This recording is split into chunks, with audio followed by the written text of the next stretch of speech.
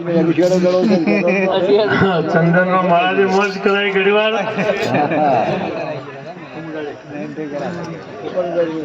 વિશેષમાં મહાપુરુષે કીધું કે રાગ દ્વેષ ઈર્ષ્યા ને અદેખાય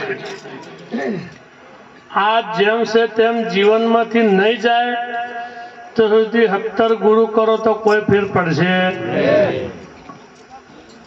સુદામા એક મુઠ્ઠી ચોખા લઈને કૃષ્ણ ભગવાનને મળવા ગયા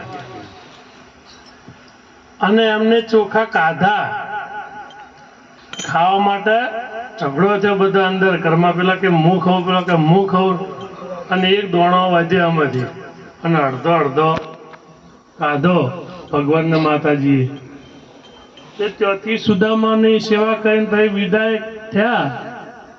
એટલે ભગવાનને તો ખબર હતી કે મારા મિત્રની દશા બહુ દરિદ્ર છે, નેટ કરીને હોજે માજીને ખાઈને કોઈ હાલતો ખાઈ નાખે, ભૂસા હોય રે. એટલે કૃષ્ણ ભગવાને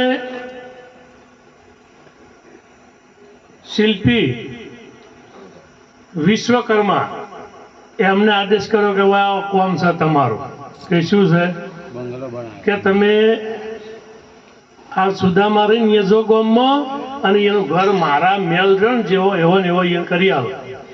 એટલે પેલા અહીંયા જ્યાં કે સુદામા હોય આવે પેલા આપણે આરું કામ કરવાનું છે.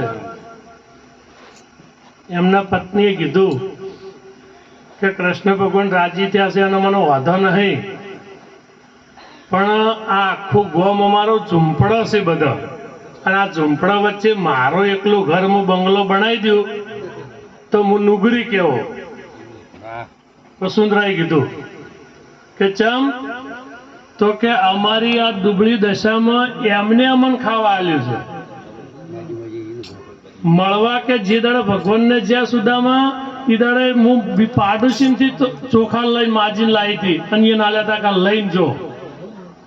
એટલે એમને કીધું કે જો ભગવાનને આ વફાતા હોય બધું જોણે તો છે જ, છતાંય જો એમને આ કરવું જ હોય, બંગલો બનાવવો હોય તો પહેલો અમારા ગામમાં બધાનો બનાવો, પાડોશી, અને પછી હું મારા ઘરના ઝૂંપડીમાંથી બંગલો બનાવવાનો પછી હું તમને મંજૂરી આલું.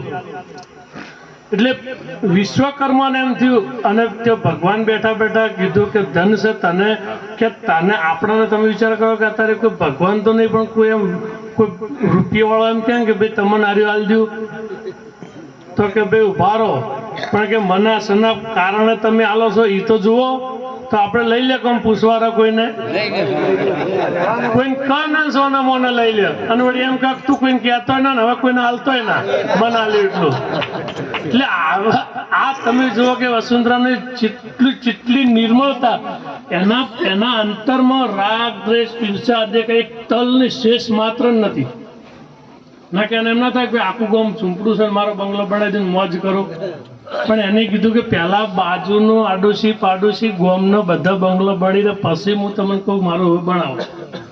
એમ જીવનમાં આવા વિચારો જાણે પ્રગટ થાય અને આવી ભાવના જાણે પ્રગટ થાય તો સમજો કે તમારામાં ગુરુનું જ્ઞાન ઉતર્યું છે. ન કે ચકુભાઈ વાળી વાતો. બોલ શ્રી સદગુરુ મહારાજની જય.